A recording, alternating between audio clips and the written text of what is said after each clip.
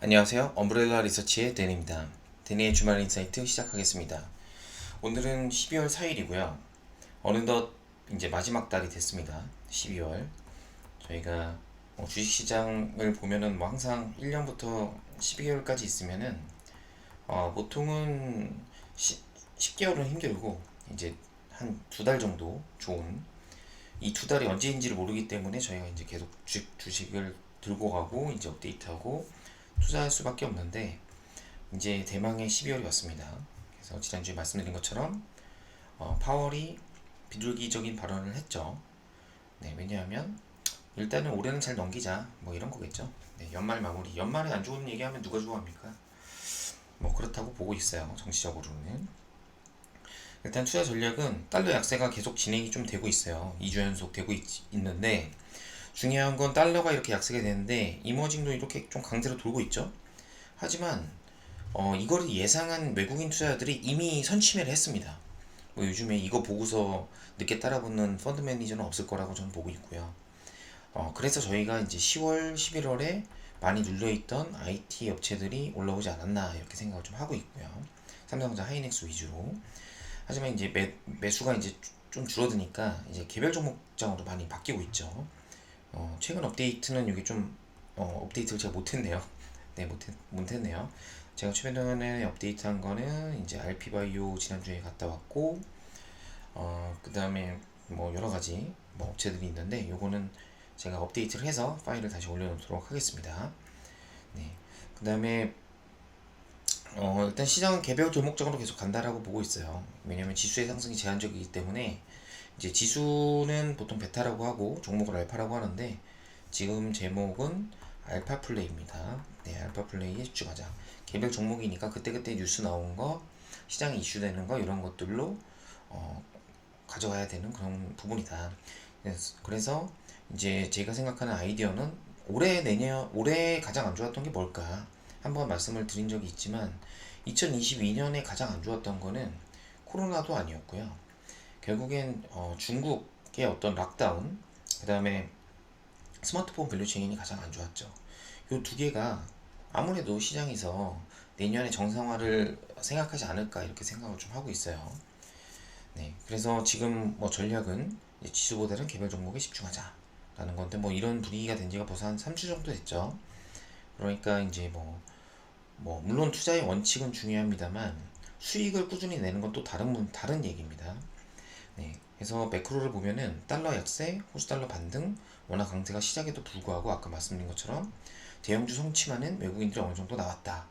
그러니까 환율이 빠지니까 대형주가 무조건 우위로 간다.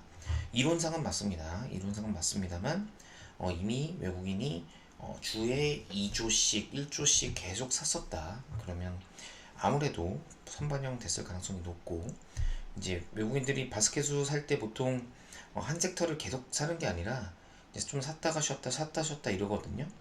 그래서 섹터 로테이션은 저희가 잘 지켜봐야 될 것 같습니다. 이게 별로 어떻게 보면은 이제 액티브랑 관련이 있는 거죠. 왜냐하면 이슈가 되는 어떤 종목군이나 이런 대형주들을 헤지 펀드들이 이제 단기에 빠르게 샀다 팔았다 하기 때문에 이런 이슈 플레이가 굉장히 성행을 할 수밖에 없는 그런 상황이다라고 보시면 될 것 같아요.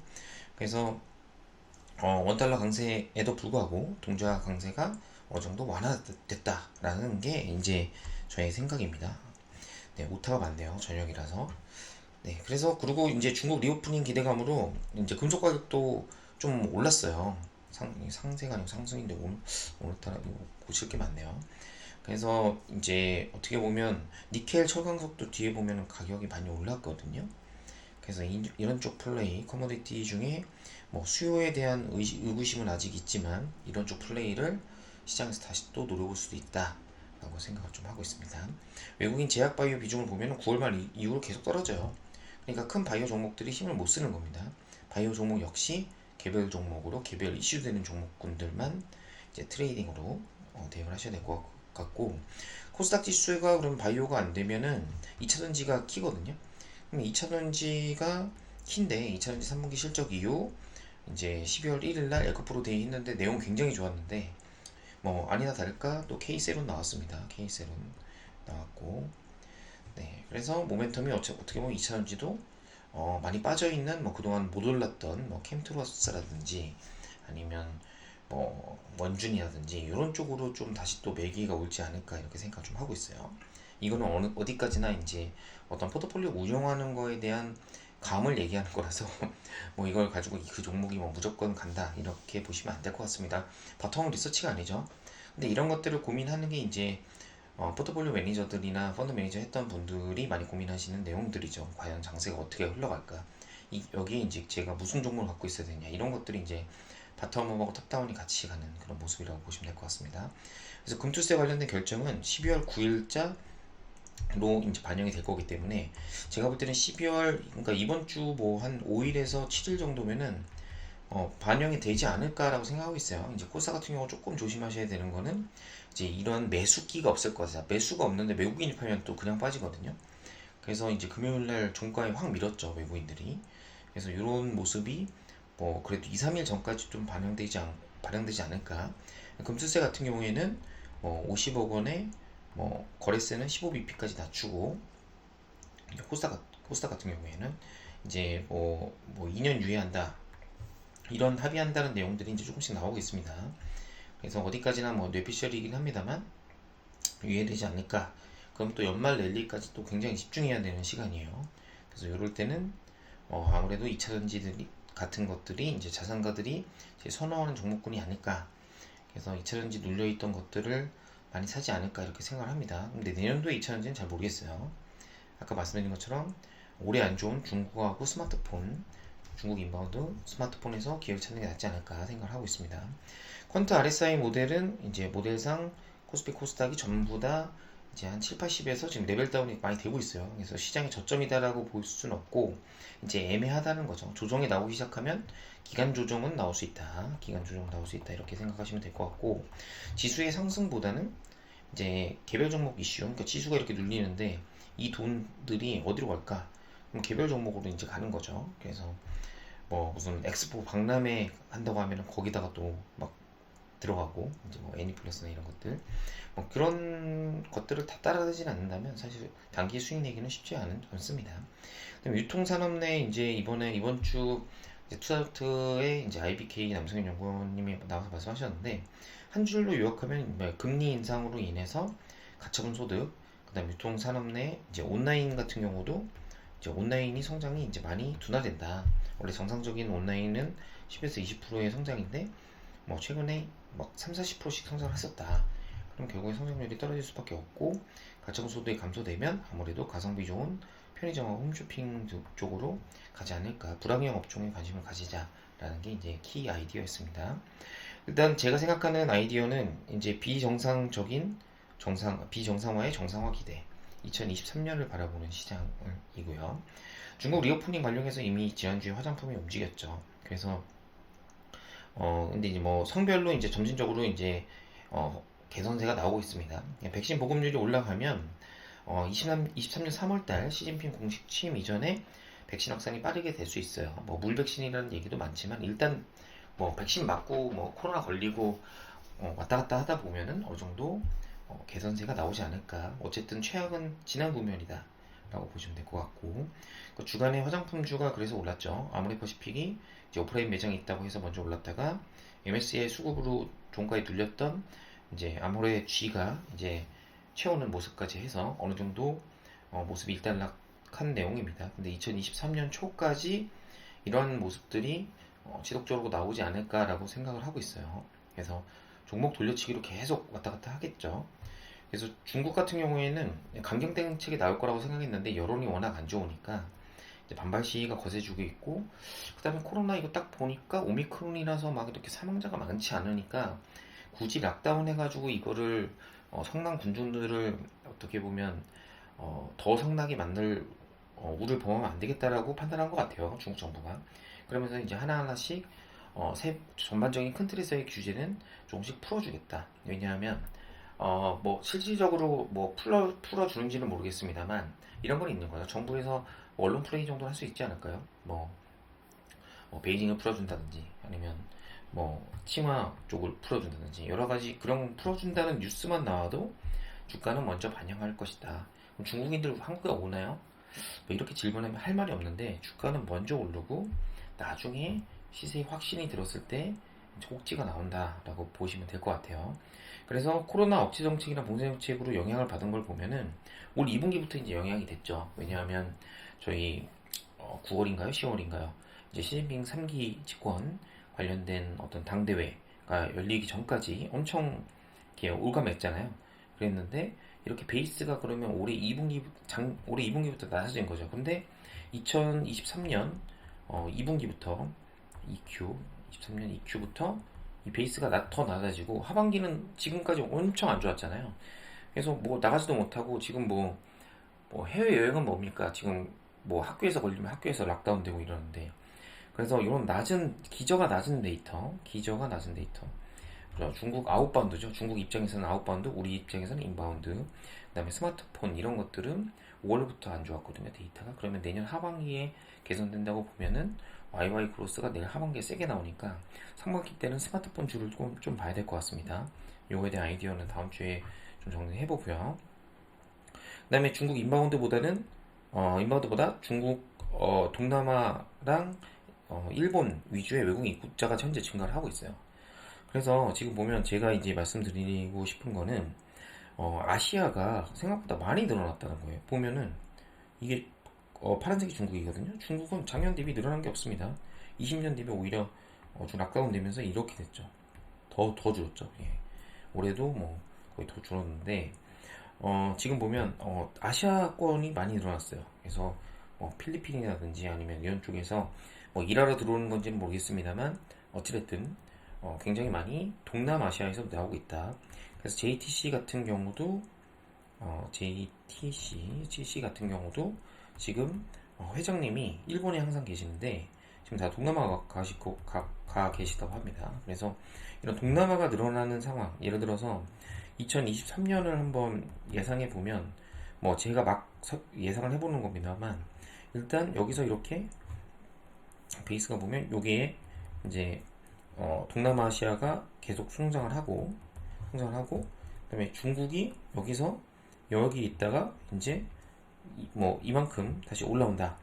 이렇게 올라온다. 그러면 이게 이제 어떻게 보면 이국자가 폭발하는 거거든요. 그래서 이런 것들에 대한 아이디어를 너무 부정적으로 보시면 안 될 것 같아요. 주가는 먼저 반영하기 때문에 이런 것들이 좀 저희가 생각하는 게 좀 필요하다고 생각하고 있고 그러면 요거들 시기열을 조금 넓혀서 보면 2017년, 18년, 19년도에 많이 들어왔을 땐 800만 그 다음에 중국이 400만, 480만, 600만 이렇게 들어왔어요.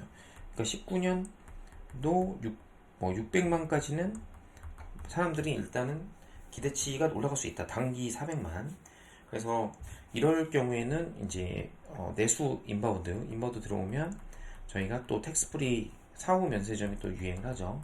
사후 면세가 아무래도 사전 면세보다 이제 다양한 제품을 사는 어떤 외국인들한테 좀 유리하기 때문에 그래서 텍스프리를 하고 있는 이제 한국어로 치면 글로벌 텍스프리 이런 애들이 이제 어떻게 보면 수혜를 장기적으로 받을 수밖에 없다. 롱텀하게는 무조건 올해보다 내년은 좋기 때문에 일단 22년 할 때 뭐 단기 실적 좋아요 뭐 다 실적주하라고 하는데 중요한 건 실적이 턴어라운드 되는 게 뭐냐라는 게 고민하는 거죠.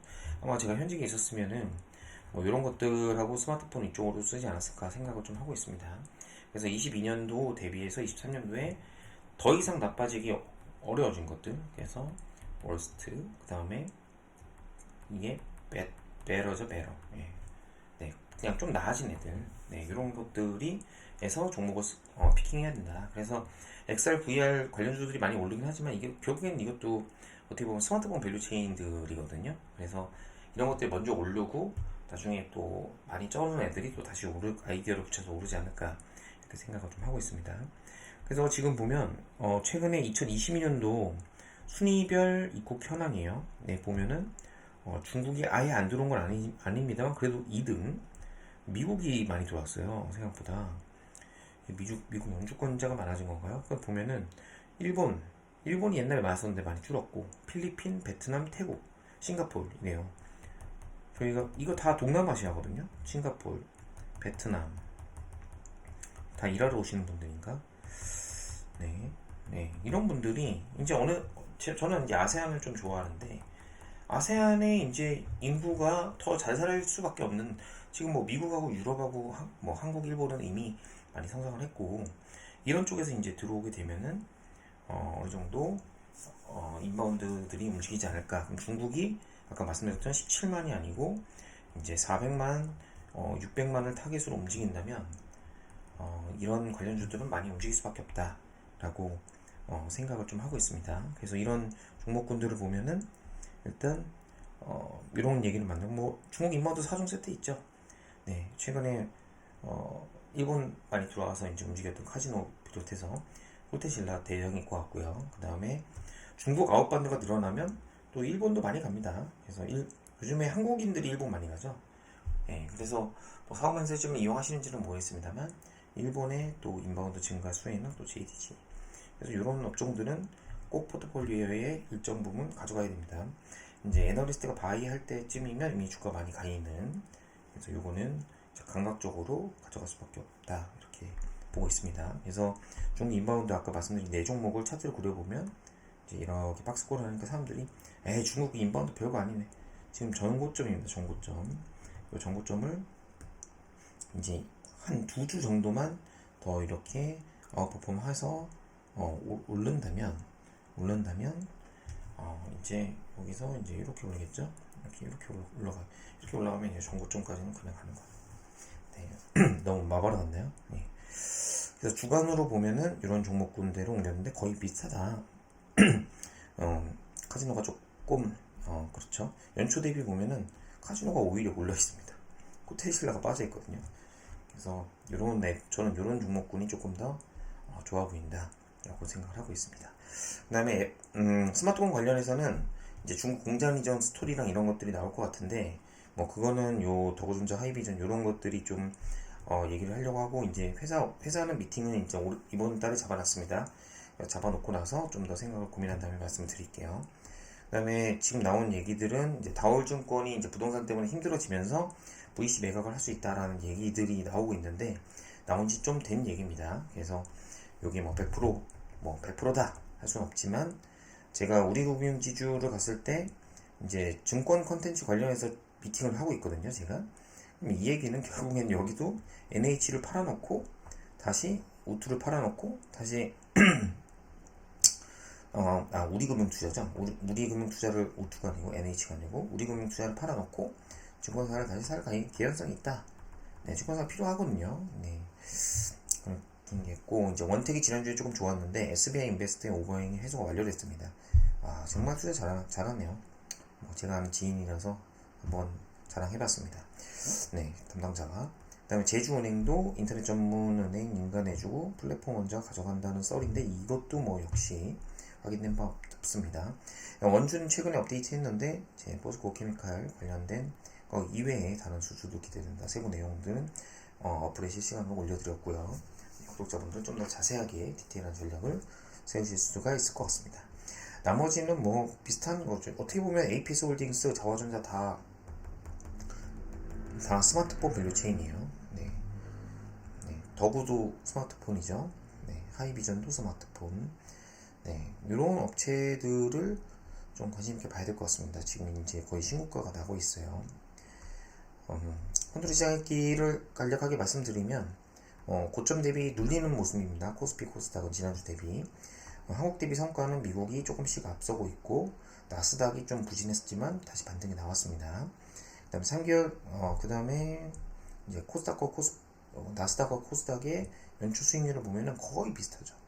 그러니까 이제 나스닥이 좋아도 코스닥은 안 좋을 수도 있는 지금 붙긴 붙었지만 안 좋을 수 있는 거 아까 뭐라고 말씀드렸죠? 금투세 때문이다 라고 개별적인 이슈라고 보시면 될 것 같고요. 그 다음에 연초 대비 수익률을 이렇게 쭉 봤는데 임플리케이션은 나스닥이 한 계단 상승해서 어느 정도 바닥권은 탈출하고 있다. 다우와 동조화되고 있다. 3개월 수익률을 봤을 때 다우항공우주가 1등으로 올라섰습니다. 코스닥은 순위가 계속 하락하고 있으니까 이제 코스닥 지수는 뭐 그냥 진짜 단기 오늘 사서 내일 레버리지 오르면 파는 그런 추세가 안 나오는 그런 전략, 안 나올 때 나올 수 있는 전략이 좋을 것 같고요. 그다음에 1개월 수익률로는 브라질이 모멘텀이 하락하면서 이제 순위가 빠지고 있다. 그래서 1개월 동안 보면 브라질이 가장 보수적으로 바뀌고 있습니다. 뭐 이걸 보면서 큰 임플리케이션은 없습니다. 반도체와 이제 바이오의 상대 강도를 해놓은 건데 상대 강도가 여기 회색 음영이 계속 빠지고 있죠. 네, 이 얘기는 결국엔 저희가 어떻게 보면 이렇게 지금 반도체가 추세선을 그려보면 이렇게 빠지고 있는 상황이니까 이제 삼전 하이닉스의 어떤 지수 견인이 좀 덜 빠지더라도 추세적으로 올라갈 수 있는 환경은 아직은 아닌 것 같다 라고 생각을 하고 있습니다. 그래서 지금 보면 바이오 대비 상대 강도가 최근에 뭐 요만큼 좋았다가 다시 내려오는 그런 구조라서 이제 요 박스권 하단을 깨고 내려간다면 삼성 하이닉스 장투는 실패할 가능성이 높다라고 생각하시면 될 것 같고요. 다음 외국인 순매수 코스피 고버스 보면은 다행인 거는 개인이 좀 팔았어요. 예, 개인이 조금 샀다가 팔았죠.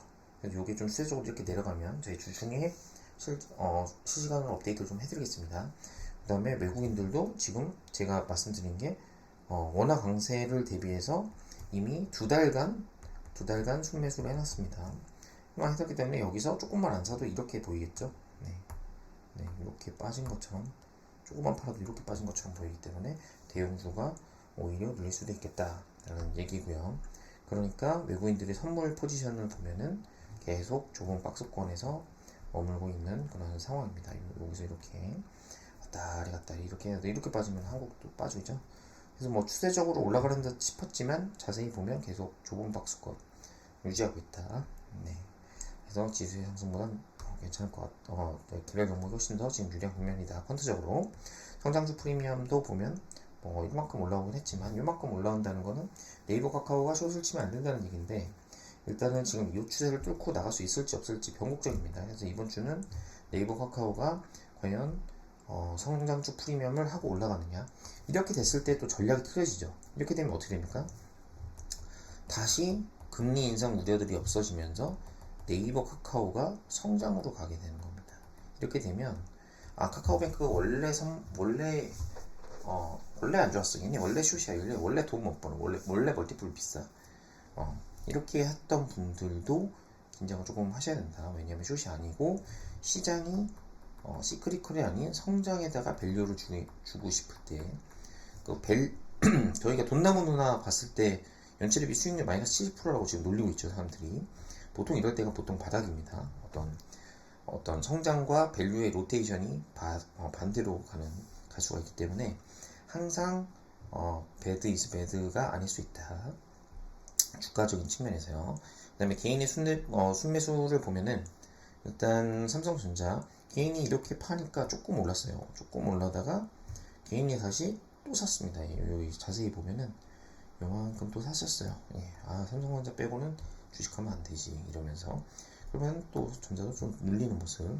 원달러 환율 관련돼서는 앞에서 일단 말씀드렸습니다. 제가 말씀드린 부분이 뭐냐면 원달러가 이렇게 빠지는데 대형주도 소폭 빠진다. 이거는 아무래도 반도체가 좀 눌리는 것도 있겠죠. 네. 그 다음에